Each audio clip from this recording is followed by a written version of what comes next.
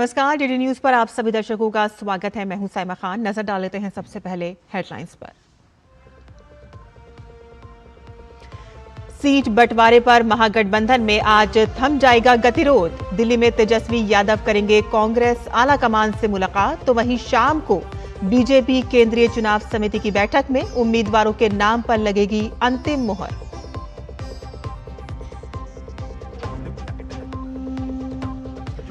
स्कूली छात्रों में नवाचार और रचनात्मकता को विकसित करने के उद्देश्य से शिक्षा मंत्रालय करेगा विकसित भारत बिल्डथॉन 2025 का आयोजन। 3 लाख से अधिक स्कूलों के 5 करोड़ से अधिक छात्र लेंगे हिस्सा।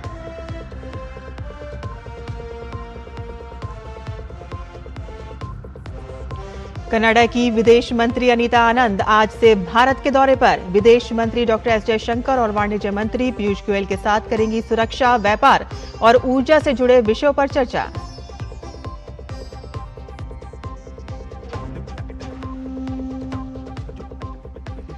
शर्म अल शेख में कल होने वाले गाजा शांति शिखर सम्मेलन में हिस्सा लेंगे संयुक्त राष्ट्र प्रमुख। मिस्र और अमेरिका के राष्ट्रपति करेंगे सम्मेलन की अध्यक्षता।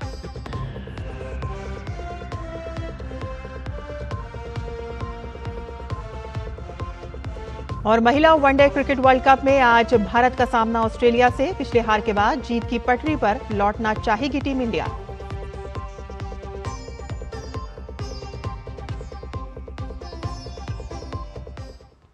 समाचार विस्तार से।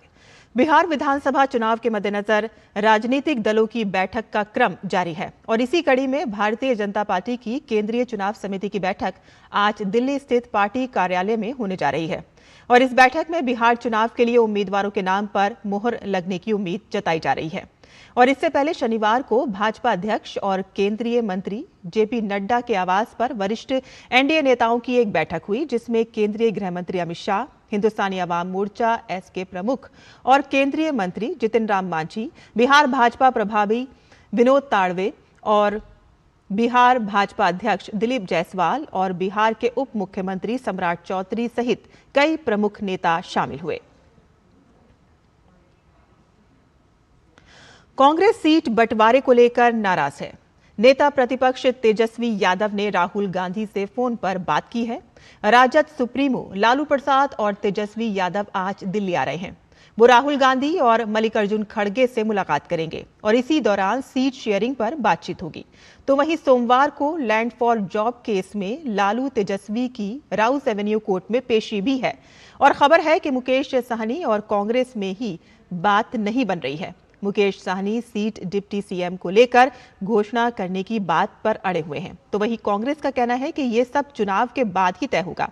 और इन सब के बीच साहनी को माले का साथ मिला है और भाकपा माले के राष्ट्रीय महासचिव दीपांकर भट्टाचार्य ने कहा है कि मुकेश साहनी की पार्टी को सम्मानजनक सीटें मिलनी चाहिए।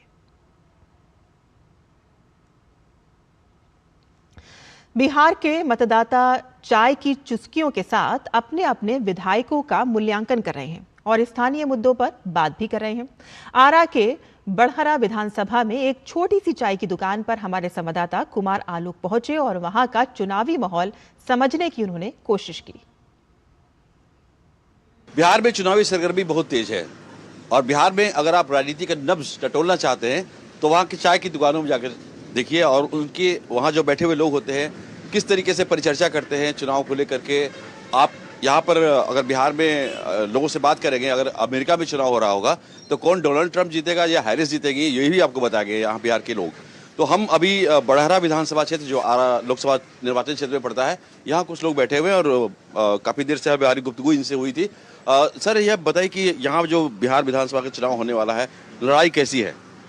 लड़ाई बहुत जोरमजोड़ की है, महागठबंधन और एनडीए की। कैसे मानते कि ये लड़ाई जोरदार? हाँ, लोगों की चर्चा से मानते हैं और लोगों में भावना जो उत्पन्न हो रही है उसके अनुसार से आम आदमी को वो महसूस हो रहा है कि लड़ाई जो है वो कसम कस की होगी। तेजस्वी यादव ने घोषणा की है कि हर घर के हर एक परिवार को नौकरी दी जाएगी, क्या ये संभव है? नहीं सर, संभव तो नहीं है, लेकिन वो लोग प्रयास करेंगे, लेकिन वो उसके अनुसार वोट नहीं मिलेगा उनको। उसके लिए यहाँ टक्कर बहुत है। जीविका दीदी को जो 10,000 रुपये दिए गए हैं, तो उससे क्या लगता है कि महिलाओं का वोट एकमुश्त एनडीए को जाएगा?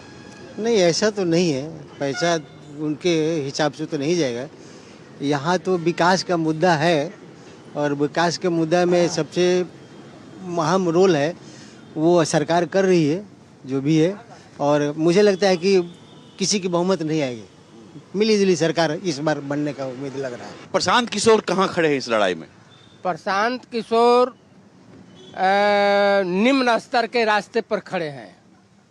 उनको लोगों में भावना जो जग रही है उनके प्रभाव में नहीं है, लेकिन हवा में है, और उस तरह के लोग उनके साथ हैं जो बहुत संपन्न व्यक्ति हैं। प्रशांत किशोर की पहचान जो हाशिए पर लोग खड़े हैं इस बिहार में, उनके बीच उनकी पहचान नहीं है और वो उच्च वर्ग के लोगों के लिए ही काम कर रहे हैं, ऐसा इन लोगों का कहना है। आप सर किसको मानते हैं कि मुख्यमंत्री प्रशांत किशोर बने, नीतीश कुमार बने, सम्राट चौधरी बने, तेजस्वी बने? आप मतलब न्यूट्रल है, बोलिए कि इनमें से कौन सा मुख्यमंत्री आपके नजर में?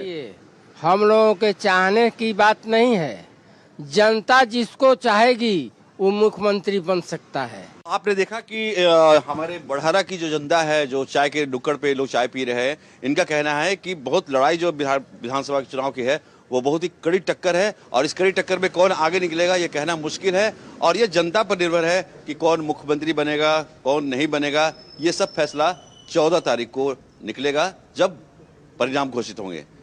कैमरामैन विनय तिवारी के साथ कुमार आलोक, टीडी न्यूज, बढ़ारा।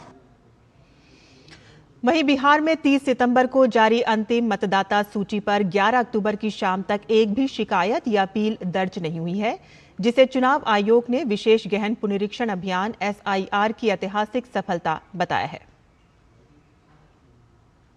बिहार विधानसभा चुनाव से पहले जारी हुई अंतिम मतदाता सूची पर चुनाव आयोग के नए आंकड़े चौंकाने वाले हैं। 30 सितंबर को जारी हुई इस सूची पर शिकायत या अपील करने की समय सीमा के बाद भी 11 अक्टूबर की शाम तक राज्य के किसी भी जिले से एक भी शिकायत दर्ज नहीं हुई है।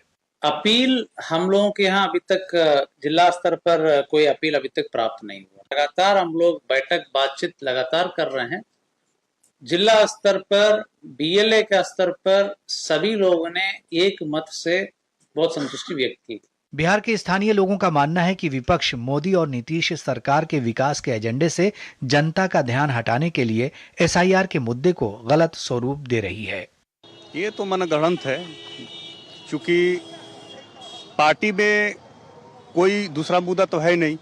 विकास जोरों से है। मोदी सरकार का जो विजन है कि हमारा देश का तरक्की, और ये इनको नहीं देख रहा है, लेकिन विदेश में इंटरनेशनल लेवल पे इतना आज के रेट में इंडिया का सारा कुछ एक अलग लेवल पर पहुंच चुका है, लेकिन इन चीज़ों से इन लोगों को कोई मतलब नहीं है।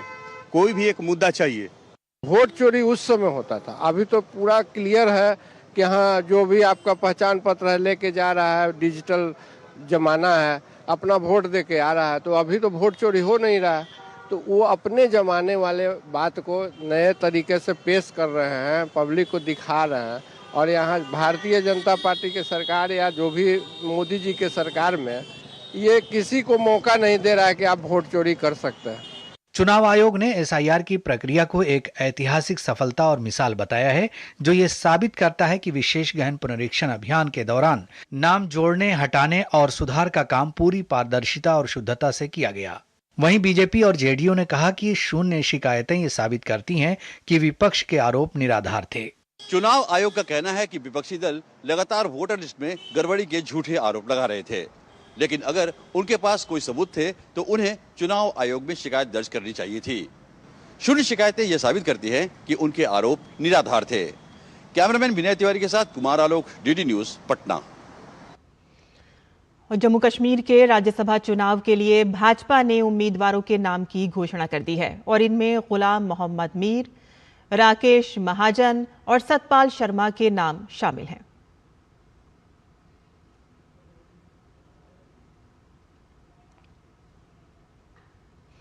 केंद्रीय शिक्षा मंत्रालय का स्कूली शिक्षा और साक्षरता विभाग अटल innovation mission AIM, NITI Aayog और CTE के सहयोग से 13 अक्टूबर 2025 को विकसित भारत बिल्डथॉन 2025 का आयोजन कर रहा है और इस राष्ट्रव्यापी नवाचार आंदोलन में भारत के 3 लाख से अधिक माध्यमिक और वरिष्ठ माध्यमिक विद्यालयों के 5 करोड़ से अधिक छात्र शामिल होंगे। विकसित भारत बिल्डथॉन 2025 में भाग लेने के इच्छुक छात्र पंजीकरण के लिए अपने शिक्षकों से संपर्क कर सकते हैं और केंद्रीय शिक्षा मंत्री धर्मेंद्र प्रधान ने एक्स पर पोस्ट कर इस संबंध में जानकारी साझा की। उन्होंने कहा कि दुनिया को भारत की युवा शक्ति की ताकत दिखा दें जो राष्ट्र के लिए इनोवेशन कर रही है और दुनिया को प्रेरित कर रही है। नमस्कार मेरे युवा मित्रों, हमारे देश भर में क्लासरूम्स बदलाव की सबसे बड़ी प्रयोगशालाएं बन रही हैं, जहां आइडियाज इनोवेशन में बदलते हैं और इनोवेशन राष्ट्र निर्माण में। हमारे माननीय प्रधानमंत्री श्री नरेंद्र मोदी जी कहते हैं, युवा शक्ति विकसित भारत की धड़कन है। यह धड़कन 13 अक्टूबर को सुबह 10 बजे से दोपहर 12 बजे तक पूरे देश में गूंजेगी, जब भारत के हर हिस्से से युवा दिमाग इस विकसित भारत बिल्डथॉन 2025 के लिए एकजुट होंगे, जो कि रचनात्मकता, दृढ़ता और आत्मविश्वास का एक राष्ट्रव्यापी उत्सव है। यह बिल्डथॉन सिर्फ एक प्रतियोगिता नहीं, बल्कि एक आंदोलन है, एक बेहतर भारत के लिए सोचने, बनाने और समाधान तैयार करने का एक आह्वान। यह आपको 4 थीम्स पर विचार करने के लिए आमंत्रित करता है, जो हमारी यात्रा को परिभाषित करते हैं। आत्मनिर्भर भारत यानी आत्मनिर्भर प्रणालियों और उपकरणों का निर्माण करना, स्वदेशी देशी ज्ञान और इनोवेशन को बढ़ावा देना, वोकल फॉर लोकल स्थानीय उत्पादों और शिल्पों को बढ़ावा देना, समृद्ध भारत सस्टेनेबल आइडियाज के माध्यम से समृद्धि का निर्माण करना। इसके माध्यम से हम राष्ट्रीय शिक्षा नीति की भावना को जीवंत करते हैं, विश्वास करके निर्माण करना और करके सीखना। तो मैं देश भर के छात्रों को विचारों और इनोवेशन के इस राष्ट्रीय आंदोलन का हिस्सा बनने के लिए आमंत्रित करता हूं। आपका एक आइडिया एक क्लासरूम को रोशन कर सकता है या एक समुदाय को बदल सकता है। Register now at vbb.mic.gov.in। दुनिया को भारत की युवा शक्ति की ताकत दिखा दें, जो राष्ट्र के लिए इनोवेशन कर रही है और दुनिया को प्रेरित कर रही है। भर लो उड़ान, छू लो आसमान, नए भारत की नई पहचान। जय हिंद, जय भारत। केंद्रीय शिक्षा मंत्रालय ने राज्यों और केंद्र शासित प्रदेशों से स्कूलों में यूपीआई का उपयोग कर फीस संग्रह की प्रक्रिया को आधुनिक बनाने को कहा है और इससे पारदर्शिता को बढ़ावा मिलेगा और अभिभावकों को सुविधा हो सकेगी। मंत्रालय ने इस बात पर जोर दिया है कि डिजिटल भुगतान से स्कूल प्रशासन का आधुनिकीकरण होगा और 2047 तक विकसित भारत के लक्ष्य को बल मिलेगा। NCERT, CBSE, KVS और NVS जैसे स्वायत्त संस्थानों से भी स्कूल में वित्तीय लेन देन को सुव्यवस्थित करने के लिए यूपीआई अपनाने के लिए कहा गया है।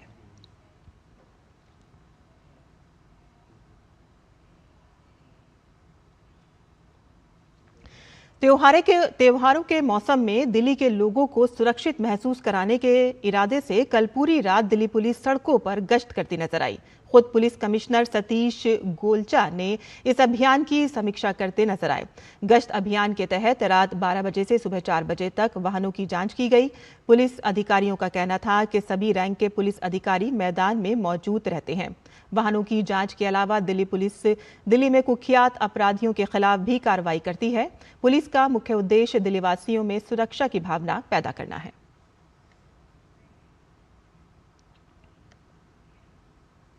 और यहां हम रुकते हैं छोटे से ब्रेक के लिए। हम जल्द हाजिर होंगे। आप देखते रहिए डीडी न्यूज। हिंग देना, वो वाली MDH की सुपर हींग। जिन्होंने यूज किया है वो जानते हैं असली हींग का स्वाद। MDH सुपर हींग, शुद्धता का असली तड़का। असली मसाले सच सच MDH। मेरी पसंद, मेरी पसंद, मेरी पसंद, मेरी पसंद, हमारी पसंद, हम सबकी पसंद। मजबूत देश का मजबूत सरिया हो गया स्टील। लाल रंग इसका अपार, तीखा कम है फिर भी स्वाद। बेमिसाल बेमिसाल MDH Kashmiri. MDH Kashmiri. MDH।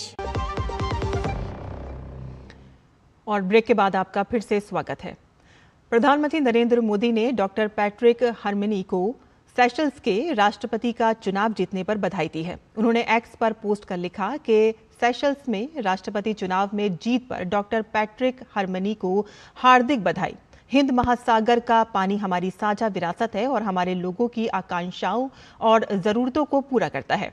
मुझे विश्वास है कि राष्ट्रपति के रूप में उनके कार्यकाल में हमारे बहुआयामी संबंध और गहरे होंगे और गति प्राप्त करेंगे। उनके आगामी कार्यकाल के लिए मेरी शुभकामनाएं।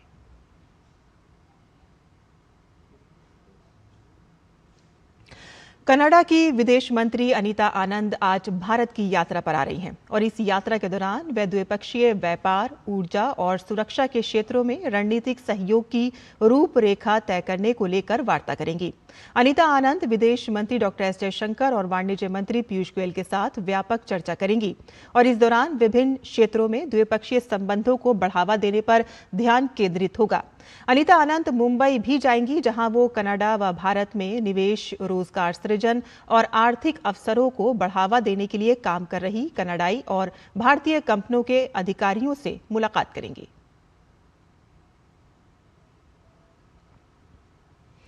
अमेरिकी राष्ट्रपति डोनाल्ड ट्रंप ने पेंटागन को निर्देश दिया है कि शटडाउन के दौरान अमेरिकी सैनिकों को 15 अक्टूबर तक वेतन सुनिश्चित करने के लिए सभी उपलब्ध फंड का इस्तेमाल किया जाए। ट्रंप ने सोशल मीडिया पोस्ट में कहा कि हमारे बहादुर सैनिक वह वेतन नहीं खोना चाहिए जो उन्हें अधिकार पूर्वक मिलना है। ट्रंप ने डेमोक्रेटिक्स को जिम्मेदार ठहराया और कहा है कि उन्होंने अपने कमांडर इन चीफ के अधिकार का इस्तेमाल करते हुए रक्षा सचिव पीट हेगसेट को निर्देश दिया है कि वह सैनिकों का वेतन भुगतान सुनिश्चित करें। उन्होंने बताया है कि इसके लिए फंड पहचान लिया गया है, लेकिन फंड के स्रोत का खुलासा नहीं किया। संभावना है कि ये राशि रक्षा विभाग के अनुसंधान और विकास फंड से ली जाएगी।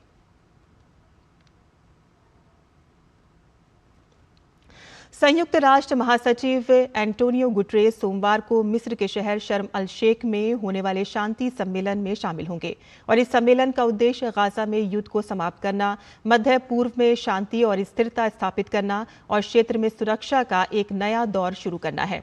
और इस सम्मेलन की अध्यक्षता मिस्र के राष्ट्रपति अब्दुल फतेह अल सीसी और अमेरिकी राष्ट्रपति डोनाल्ड ट्रंप संयुक्त रूप से करेंगे। तो वहीं इस सम्मेलन में 20 से अधिक देशों के नेता शामिल होंगे और इससे पहले इजराइल और हमास के बीच युद्ध विराम समझौता शुक्रवार को प्रभावी हो गया और जिसके बाद मिस्र, कतर, तुर्की और संयुक्त राज्य अमेरिका की मध्यस्थता में शर्म अल शेख में दोनों पक्षों के बीच 3 दिनों तक गहन वार्ता हुई।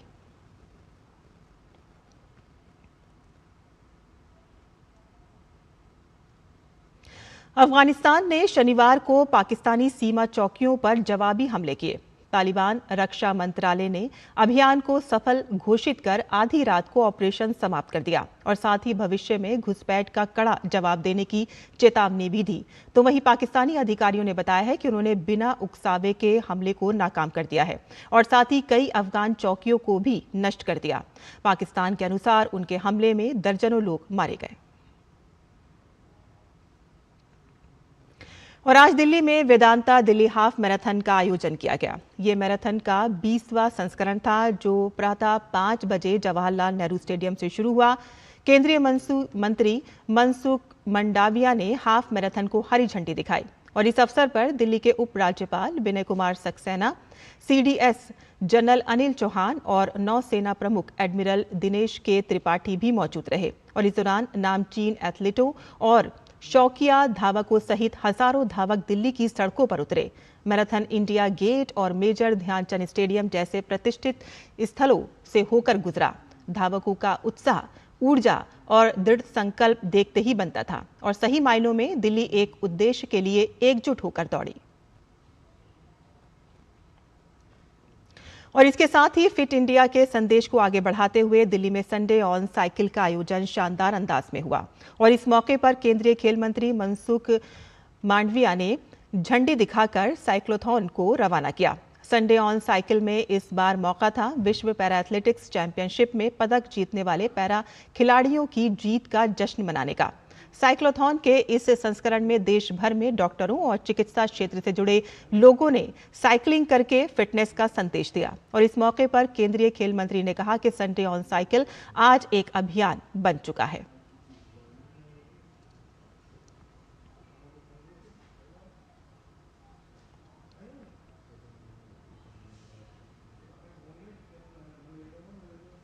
संडे ऑन साइकिल में आज मौका था विश्व पैरा एथलेटिक्स चैंपियनशिप में जीत दर्ज करने वाले खिलाड़ियों के साथ फिटनेस के अनुभव साझा करने का। विश्व पैरा एथलेटिक्स चैंपियनशिप में स्वर्ण पदक जीतने वाले हाई जंपर शैलेश ने एक पैरा एथलेटिक के तौर पर फिटनेस को लेकर अपनी बात रखी, तो वहीं उन्होंने बिहार में खेल के क्षेत्र में हुए विकास को लेकर भी खुलकर बात की। देखिए हमारे संवाददाता सुशील कुमार के साथ उनकी ये खास बातचीत। संडेज ऑन साइकिल में देश में हर वर्ग से लोग जुड़ते जा रहे हैं और देश में लाखों लोग साइकिलिंग को अपना रहे हैं। इस वक्त मेरे साथ शैलेश मौजूद हैं जिन्होंने अपनी स्वर्णिम छलांग से विश्व पैरा एथलेटिक्स चैंपियनशिप में स्वर्ण पदक हासिल किया है। शैलेश, बहुत बहुत स्वागत है डीडी न्यूज़ से बात करने के लिए।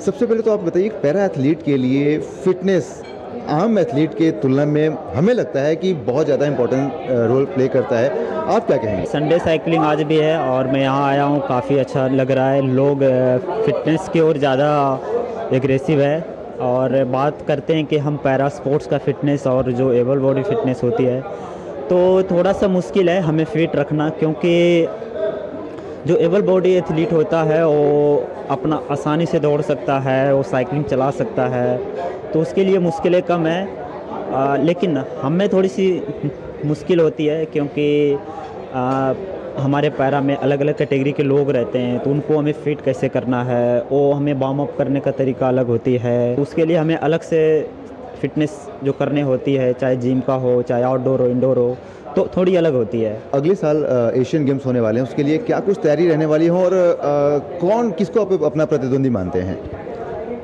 देखिए, मैं तो खुद का अपना मानता हूँ कि मेरे को खुद से है लड़ाई। जब मैं वर्ल्ड चैम्पियनशिप खेल रहा था तो ये मेरा माइंड में ही चल रहा था कि आज मेरे को खुद से लड़ना है और क्योंकि इस सीज़न का मेरा लास्ट कंपटीशन था और मेरा इस परफॉर्मेंस भी काफ़ी अच्छा रहा, कंसिस्टेंसी में अच्छा कर रहा था, तो कॉन्फिडेंस था कि हाँ मैं अच्छा कर सकता हूँ। और इंडिया में पहली बार वर्ल्ड पैरा एथलेटिक्स चैम्पियनशिप आयोजित हुआ था, तो होम ग्राउंड था, तो काफ़ी सपोर्ट मिला, तो काफ़ी अच्छा लगा मेडल जीत कर देश के लिए। शैलेश साहब, बिहार से आते हैं। पिछले कुछ सालों में जिस तरह से देश में खेलों को लेकर के बदलाव हुए हैं, बहुत काम हुआ है, एथलीट्स जो है अब ओलंपिक में पदक जीतने का सपना देख रहे हैं। बिहार जैसे राज्य के लिए जहां पर कुछ साल पहले हमने देखा था कि स्पोर्ट्स फैसिलिटीज़ कम थी, आज आप क्या देखते हैं? अभी 4-5 साल से मैं देख रहा हूँ बिहार इतनी तेज़ी से स्पोर्ट्स में आगे सपोर्ट मिल रहा है। जैसे कि अभी 1-2 साल से जो स्कीम जो निकाला है हमारे सरकार ने, मेडल और नौकरी पाओ के अंतर्गत, जिसमें सैकड़ों लोग जॉब पे हैं और स्कॉलरशिप का भी हमारे सरकार के द्वारा जो बिहार गवर्नमेंट है 3 प्रकार के स्कॉलरशिप मिल रही है और ट्रेनिंग का खर्चा और जॉब और आप कहीं भी आप ट्रेनिंग जाओगे इंडिया में आपका खर्च सरकार देती है। तो इससे है कि आगे आने वाला जो टाइम है, जो 28 ओलंपिक्स है, 32 ओलंपिक्स होगा, उसमें आपको बिहार के खिलाड़ियों देखने को मिलेगा। बहुत बहुत शुक्रिया डीडी न्यूज़ से जुड़ने के लिए। तो ये थे शैलेश, जिनका साफ तौर पर कहना है कि जिस तरह से पूरे देश भर में स्पोर्ट्स को लेकर काम हुआ, खेलों को लेकर काम हुआ है, ये काम बिहार की धरती पर भी हुआ है, जिसने न केवल युवा खिलाड़ियों को खेलों से जोड़ने का काम किया है, बल्कि अंतर्राष्ट्रीय स्तर पर पदक जीत कर ये खिलाड़ी देश का नाम भी रोशन कर रहे हैं। कैमरामैन सुनील राणा के साथ में सुशील कुमार, डीडी न्यूज़, दिल्ली। तीरंदाजी कोच और तीरंदाजी के पूर्व high performance director Sanjeev Kumar का कहना है कि आर्चरी प्रीमियर लीग देश के युवा खिलाड़ियों के मनोबल को बढ़ाने का काम कर रही है और इस लीग में खिलाड़ियों को ओलंपियन के साथ खेलने का मौका मिल रहा है, जो कि अपने आप में बड़ी बात है।